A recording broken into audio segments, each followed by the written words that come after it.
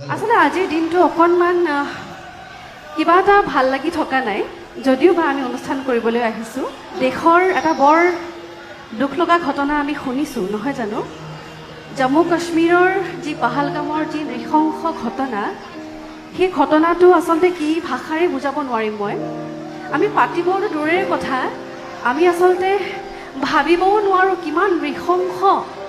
কিমান নিৰীহৰ তেজৰ লগত খেলা কৰা হৈছে ধৰ্মৰ নামত সেয়া আচলতে ভাবিলে আচৰিত লাগে আৰু এগৰাকী সাংস্কৃতিক কৰ্মী হিচাপে বা গান গোৱা মানুহ হিচাপে আচলতে আমিবোৰ খুব আৱেগিক এই কথাবিলাক আলোচনা কৰিবলৈও মন নাযায় বিৰাট কিবা কষ্ট পাইছোঁ বহুত ব্যস্ত হৈ আছোঁ এইকেইদিন তাৰে মাজতে যেতিয়া ঘটনাবিলাক শুনিছোঁ বিৰাট আঘাত পাইছোঁ আৰু মই কিনো ক'ম আমি সাধাৰণ মানুহ তাৰে মাজতে এটা কথাই ক'ম যে কেন্দ্ৰীয় চৰকাৰে যাতে উচিত সিদ্ধান্ত লয় এইসমূহৰ বিৰুদ্ধে আৰু